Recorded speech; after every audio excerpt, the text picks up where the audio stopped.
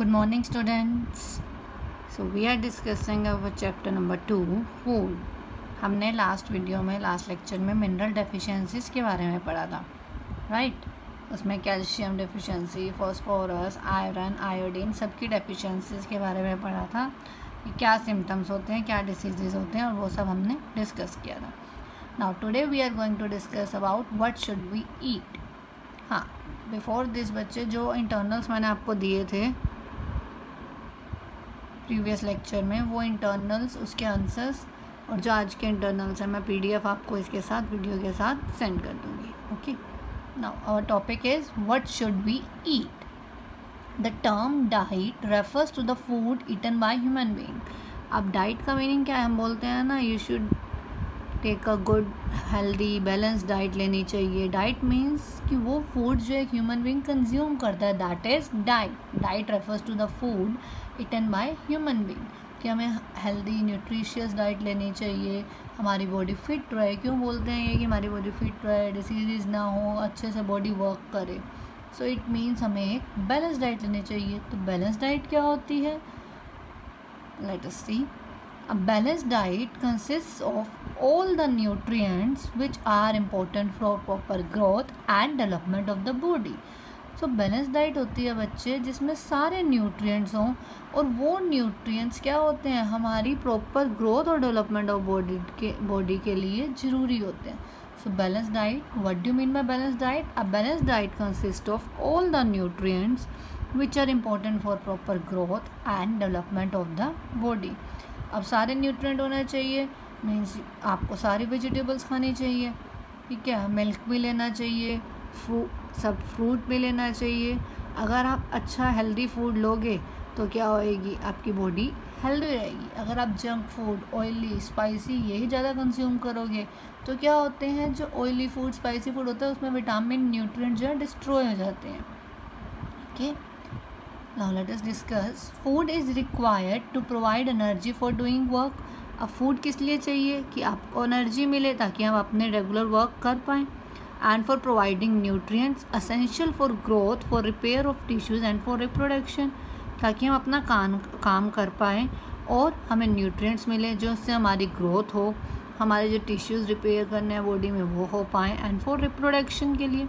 Food also protects our body against infections. अब हमें disease से भी कौन बचाएगा? अगर हम हेल्दी फूड लेंगे तो कोई इन्फेक्शन से कौन बचाएगा? फूड. हेल्दी फूड लेंगे तभी हमारा इम्यून सिस्टम स्ट्रॉन्ग होएगा, तभी हम डिसीज़ से बच पाएंगे. Okay, energy obtain from food is also needed for all the metabolic activities of the body like respiration, circulation and digestion. अब जो फूड से एनर्जी ऑब्टेन्ड होएगी, मिलेगी, वो सारी हमारी जो बॉडी में मेटाबॉलिक एक्टिविटीज़ हो रही हैं like respiration, circulation and digestion. सारे बॉडी पार्ट्स में हमारा ब्लड सर्कुलेट कर रहा है, ऑक्सीजन पहुंच रही है. रेस्पिरेशन, हम ऑक्सीजन इनटेक कर रहे हैं, कार्बन डाइऑक्साइड बाहर निकाल रहे हैं. डाइजेशन, खाना डाइजेस्ट हो रहा है. तो सारी एक्टिविटीज़ में क्या चाहिए? हमें एनर्जी चाहिए. वो एनर्जी कहाँ से मिलेगी? फूड से, right? A balance diet can be vegetarian और non vegetarian. Balance diet vegetarian भी हो सकती है और नॉन वेजिटेरियन भी. A balance simple meal is more nourishing than the imbalance greasy और जंक फूड. अगर आप एक बैलेंस सिंपल सी डाइट ले रहे हो, सिंपल मील ले रहे हो जिसमें सारे न्यूट्रिएंट्स हैं, तो वो आपके लिए ज़्यादा फ़ायदा करेगी आज कंपैरिजन टू आप जंक फूड ले रहे हो. Deep fried foods lose their nutritive value. ठीक है, अब जो बहुत ज़्यादा फ्राइड फूड्स होते हैं उनमें उनकी न्यूट्रिटिव वैल्यू जो है ख़त्म हो जाती है. ऑयली एंड स्पाइसी फूड में have a good taste but they may not be quite nutritive. अब ऑयली और स्पाइसी फूड हमें खाना खाने में तो बहुत अच्छे लग रहे हैं, टंग को बहुत अच्छा टेस्ट लग रहा है, बट उनमें उतनी न्यूट्रिटिव वैल्यू नहीं होती जितने कि आपके स्प्राउट्स में, पल्सेस में, वेजिटेबल्स में होती है.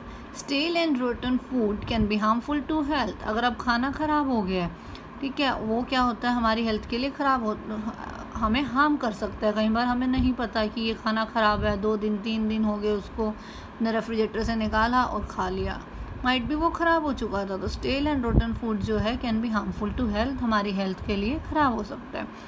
So we should prefer to eat fresh food, means fresh बना और फ्रेश खा लिया. Eating loads of fried items like samosa, कचौड़ीज और ब्रेड पकौड़े may not provide you the essential nutrients. जो बहुत शौक से खाते हो आप लोग, कभी पिज़्ज़ा खा रहे हो, कभी बर्गर, कभी समोसा, कचौड़ी, तो ये सब क्या है, हमें एसेंशियल न्यूट्रिएंट्स नहीं देते, हमारी बैलेंस डाइट में काउंट नहीं होते। ठीक है, सो एक्सेस में हमें जंक फूड और ये नहीं लेना, हमें क्या कंज्यूम करना है, बैलेंस डाइट, जिससे हमारी इम्यून सिस्टम स्ट्रॉन्ग हो, हम डिसीज़ से फाइट कर पाएँ, हमारी बॉडी में सारी एक्टिविटीज़ अच्छे से हो पाएँ। So we should take a balance diet. और बैलेंस डाइट क्या होती है, it consist of all the nutrients which are important for proper growth and development of the body. Okay, next is factor responsible for poor health. अब poor health, अब जब जैसे जो weaker section of society है वहाँ बच्चों को आपने देखा होगा बहुत से तरह के डिसीज़ होते हैं। वो क्यों, क्योंकि प्रॉपर न्यूट्रिएंट नहीं मिल पाते। माल न्यूट्रिशन का क्या मीनिंग होता है बच्चे, means inadequate amount of nutrient, proper amount में न्यूट्रिएंट ना जाना या फिर बहुत कम अमाउंट में जाना। ठीक है, माल बेसिकली मीन्स इम्प्रॉपर और you can say inadequate amount, less amount, malnutrition means nutrition in less amount or inadequate amount. Among the poor families, children eat a large amount of starchy food without adequate amount of proteins. अब poor families में क्या होता है, बच्चे जो हैं बहुत सा स्टार्ची फूड, जैसे पोटैटो बहुत कंज्यूम होता है उनका, without adequate amount of proteins, diet में वो बहुत कम लेते हैं और स्टार्ची फूड ज़्यादा लेते हैं। Sometimes they can not even get 1 square meal a day. अब कई लोग तो बेटा इतने गरीब हैं कि जिन्हें एक टाइम का प्रॉपर फूड भी नसीब नहीं होता, एक टाइम का खाना भी। This can result in starvation, जिससे क्या हो सकता है, स्टारवेशन, भुखमरी, that is deficiency of proteins, carbohydrates and fats. Means क्या होगा, उनमें सारी चीज़ की कमी हो जाएगी, प्रोटीन, कार्बोहाइड्रेट एंड फैट्स। अब इससे क्या होगा, डिसीज़ होंगे। इस कंडीशन को क्या बोलते हैं हम, protein energy mall nutrition and protein calorie mall nutrition. These condition are termed as, इन्हें क्या बोलेंगे हम, protein energy mall nutrition and protein calorie mall nutrition. Okay, what is stand for PEM, protein energy mall nutrition, and PCM, protein calorie mall nutrition.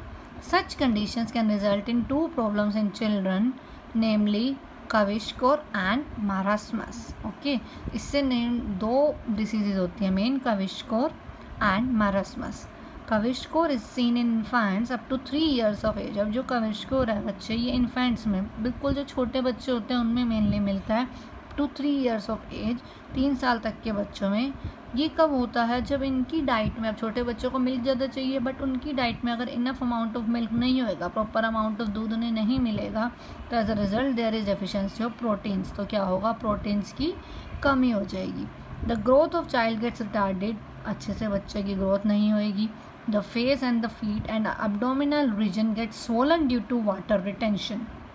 Face, उसका मुंह, उसके पैर और उसका एब्डोमिनल रीजन, स्टमक पोर्शन, देखिए आपको पिक्चर में दिख रहा होगा कैसे स्टमक पोर्शन में स्वेलिंग आई हुई है, बिल्कुल फूला हुआ है। फीट, फेस, इन सब पे स्वेलिंग आ जाएगी due to the deficiency of protein. Okay, discoloration of hair and diarrhoea are also common in such children. Colour का डिसकलरेशन मीन्स जो जैसे आपके हेयर के कलर है वो ब्लैकिश नहीं है या फिर प्रॉपर उनका कलर नहीं है, ग्रेइश में उसमें होंगे। And diarrhoea are also common in such children, उन्हें ये प्रॉब्लम रहेगी। Clear? Now next we are going to discuss about मारास्मस।